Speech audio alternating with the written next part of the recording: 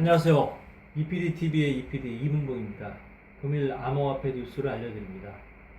먼저 코인마켓캡은 큰 변동 없이 지루한 횡보장을 보이고 있으며 시가총액은 약 239조 원, 24시간 거래량은 약 한 10조 원 정도 이루고 있고 비트코인 도미넌스는 53.65%입니다.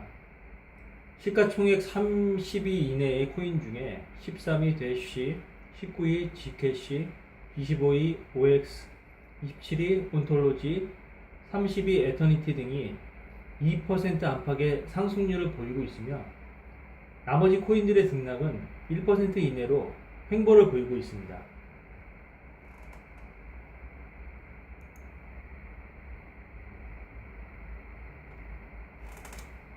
보폴린, 비트코인 11월 글로벌 주식시장 붕괴 이후 대규모 채택이 이루어질 것.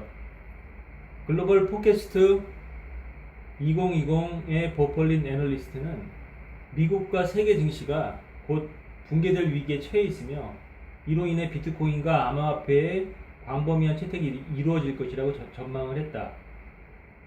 28일 현지 시간 암호화폐 전문 매체 AMB 크립토에 따르면 보폴린은 1929년 붕괴와 2008년 붕괴는 상승 쐐기형을 가지고 있다고 말했다. 시장은 그 쐐기의 밑바닥을 부수고 난 후 격렬한 매매를 통해 붕괴를 초래했다. 1987년도의 대폭락도 똑같은 패턴을 가졌으며 시장은 겨우 760일 만에 한 2년 정도가 되겠죠. 37% 급락했다. 2029년의 시장은 600일이 조금 넘는 기간 동안 급격히 상승하고 그 후 가격은 쐐기의 최하위 대역을 넘어서며 시장은 49% 폭락했다. 보폴린의 이 같은 관측을 통해 상승 속도가 빠를수록 더 급격히 떨어진다고 설명을 했다.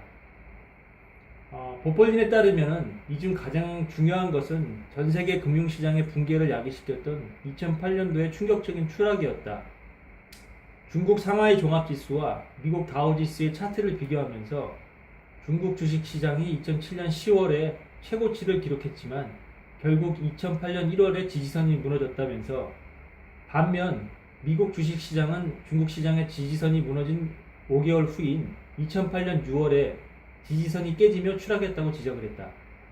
이어 폴린은 5개월간의 스프레드는 역사적으로 중국이 세계시장을 선행해왔음을 의미한다면서 이 패턴을 현재의 시나리오와 비교해 볼 때 폴린은 중국 시장이 정확히 2018년 7월에 지지선이 무너졌고 이는 곧 5개월 뒤인 11월에 미국 시장도 중국 시장과 함께 폭락할 것을 의미한다고 주장을 했다. 결론적으로 폴린은 만약 시장이 충분히 붕괴되지 않는다면 아무도 비트코인을 매수하지 않을 것이고 사람들이 주식시장이나 주식시장에 대한 신뢰를 잃을 때까지 비트코인은 상승하지 않을 것이라고 강조했다.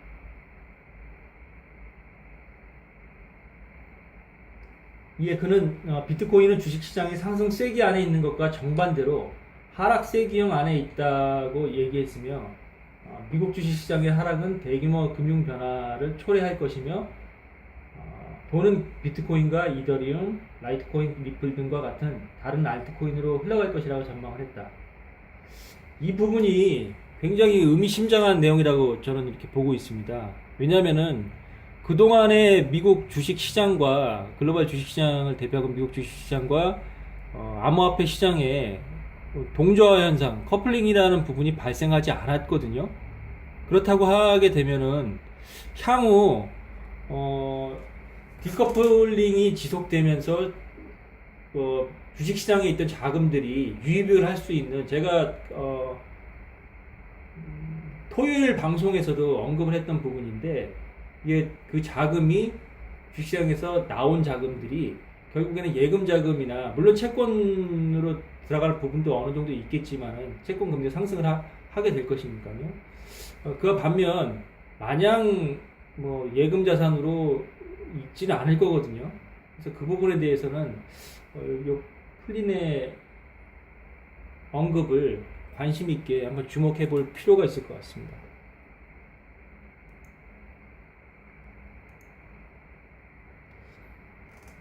바이낸스 블록체인 기반 구호 플랫폼 출시. 대형 암호화폐 거래소 바이낸스가 블록체인 기반 구호 플랫폼을 출시를 한다고 합니다. 26일 현지 시간 코인텔레그래프 보도에 따르면 스위스 제네바에서 열린 UN 무역개발협의회 주최 세계 투자 포럼에서 바이낸스는 블록체인 기반 구호 플랫폼 BCF를 출시 소식을 발표했다. 포럼에 등장한 바이낸스 장팡자오 CEO는 추후 바이낸스에서 발생하는 수수료 전액을 BCF에 기부하고 모든 기부금은 블록체인의 특성에 따라 수혜자에게 투명하게 전달될 것이라고 전했다. BCF는 현재 우간다 동부 지역에 홍수 및 지진 피해자 구호를 준비하고 있는데 탈중앙화 블록체인 프로젝트인 트론재단은 BCF 측에 약 300만 달러의 자금 지원을 약속했다. BCF의 모든 기부금은 바이낸스 자체 코인인 BNB와 비트코인, 이더리움 등 암호화폐로 사용된다. 바이낸스는 지난 6월에도 일본 히로시마, 오카야마, 에히메 3개 지역 홍수 이재민에게 암호화폐를 활용하여 약 5억 달러 상당의 긴급 구호를 진행한 바 있고 당시 약 4만 명 이상의 이재민이 암호화폐로 구매한 구호품을 지급을 받은 것으로 전해져 있다. 결국에는 이 블록체인 기술과 여러 새로운 신기술이 결합이 된다는 부분이거든요. 특히 제가 주목한 부분은 일본은 물론 지금 선진국이기 때문에 뭐 앞으로도 뭐 더 발전을 할 수 있다고 생각을 하는데 바이낸스에서 왜 아프리카, 뭐 우간다 그쪽에 지금 뭐 제의를 많이 입고 있어서 뭐 구본을 보낸다고 하는데 그 부분이 왜일까 한번 생각을 한번 해봐야 될 것 같습니다. 제가 그 토요일 방송에도 언급을 했지만 역시 이 부분도 아프리카의 그 시민들이 결국에는 그 은행 개설을 하지 못하는 경우 그런 분들이 많거든요. 현실적으로. 그렇다고 하게 되면은 그분들이 통장을 개설하지 못하고 있지만은 개인 휴대폰을 보유하고 있는 추세는 굉장히 많이 늘어나고 있거든요. 그 부분도 한번 생각을 해봐야 될 부분입니다. 결국에는 이런 바이낸스 같은 대형 거래소가 이런 플랫폼을 구축을 하고 실제 진행을 한다는 것은 그 시장을 선점하기 위한 그 일환이 아닐까 그렇게 조심스럽게 한번 추측을 한번 해봅니다.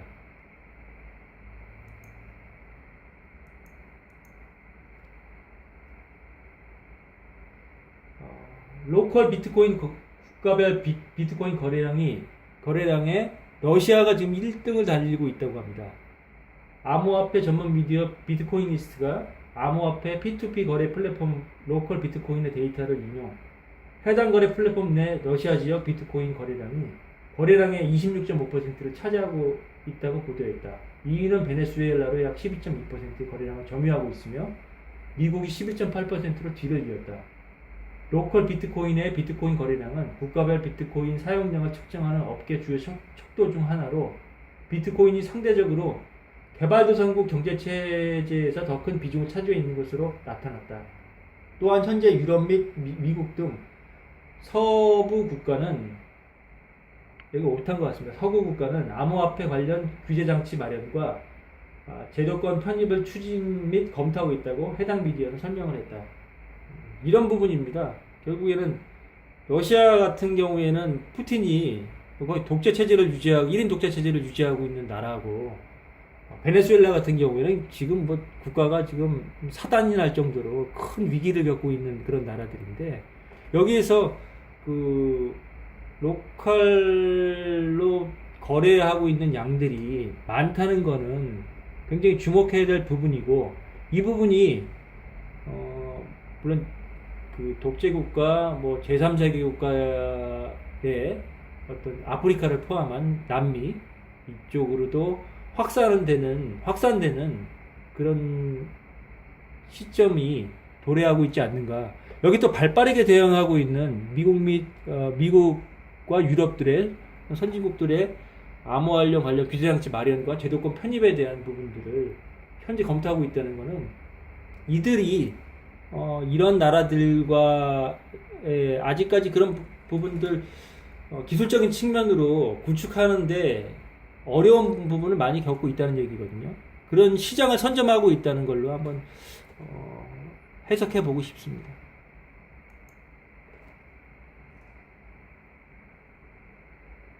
피델리티 디지털 자산관리 총괄, 비트코인 보관 서비스에 집중, 거래소는 만들지 않을 것. 암호화폐 전문 미디어 비트코이니스트에 따르면은 피델리티 디지털 자산 설립 책임자 토움 제섭이 현재 거래소들은 암호화폐 거래 부분에서 상당히 잘하고 있다. 피델리티는 거래소를 만들지 않을 것이며 기관의 암호화폐 자산 관리에 더욱 힘쓸 것이라고 밝혔다. 또한 자산관리인이 안전한 비트코인 위탁 관리 솔루션을 통해 암호화폐를 새로운 수준으로 끌어올릴 것이라고 설명을 했다. 아울러 앞선 18일 피델리티 디지털 에셋은 출시 24시간 만에 마이크 노보그라치의 갤럭시 디지털을 최초로 보관 서비스 고객을 확보한 바 있다. 피델리티가 비트코인 보관 서비스에 집중을 하고 있고 거래소를 만들지 않겠다고 한 부분은 좀 관심을 둬야 될 부분인 것 같습니다. 왜냐하면은 피델리티의 운영 자산은 어마어마한 우리들이 생각하는 것 상상 이상의 큰 규모의 자금을 갖다가 보유하고 투자를 진행을 하고 있는데 거래소를 만들지 않는다는 것은 기존의 거래소들 제가 금요일날 방송에서도 언급을 했지만은 기존의 거래소들과 어떤 유기적인 네트워크를 갖다 구축을 하고 있고 거기에 따른 그 기반도 충분히 마련하고 있다는 얘기거든요. 기관 자금이 현재 이 시장으로 들어올 수 있는 그런 준비들을 하고 있다는 걸로 보이고 있습니다. 근데 거래소를 만들지 않을까? 이 부분은 조금 다른 시각을 한번 볼 수가 있을 것 같습니다. 저는 개인적으로 여기서 거래소를 만들지 않을 거라고 피델리티에서 뭐 확언을 하는 거는 아니라고 봅니다. 이 부분은 좀 시간을 두고 지켜봐야 될 것 같습니다.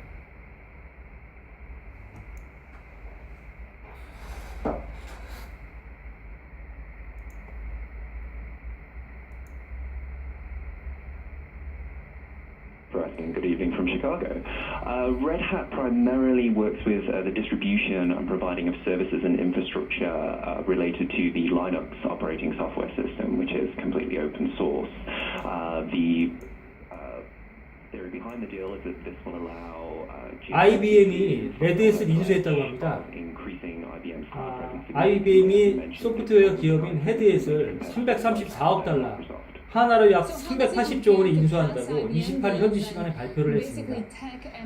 월스트리트 저널과 블룸버그 통신을 비롯한 외신들은 IBM이 클라우드 사업 강화를 통한 부활을 위해 창사 이래 가장 큰 규모의 기업 인수를 결정했다고 보도를 했습니다.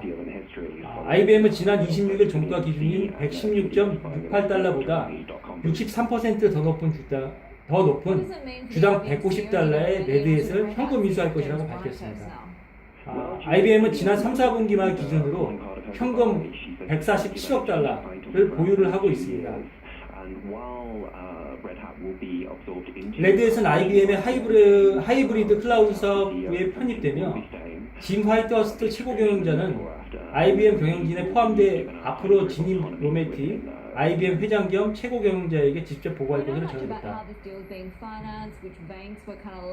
창사된 지 100년이 넘었습니다. IBM은 로메티 취임 이후 회사 노력에도 신규 업체들과 하드웨어와 소프트웨어, 서비스 경쟁이 고전하면서 매출이 25% 감소해 돌파구가 필요한 상태였습니다. 반면 레드햇은 창사 25년이 지난 현재 리눅스 운영체제의 독보적인 제공업체로 성장을 했고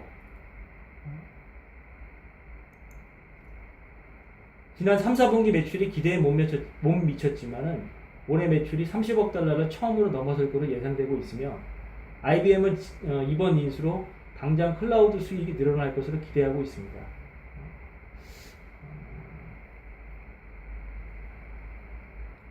레드햇은 기업에서 사용하는 PC 인프라 사후관리 솔루션이죠. 버그를 잡고 보안 패치를 깔아주고 이번 IBM의 레드햇 인수는 암호화폐 보안 관련 솔루션의 일환이 아닐까 이렇게 조심스럽게 한번 추측을 해봅니다. 어떻게 보면 암호화폐 투자자분들은 크게 관심이 없을 수 있는 그런 뉴스일 수도 있는데 저는 좀 다른 시각으로 보고 있습니다. IBM이 관심 있는 분들은 많이 알고 계시지만 스탈레로맨 이거는 비트코인 캐시 그리고 손정희, 우지안, 손정희 이런 그림으로 연결이 될 수 있는 부분이거든요. 그래서 조금 관심 있게 한번 지켜보도록 하죠. 이상으로 금일 암호화폐 뉴스를 마치겠습니다. 감사합니다.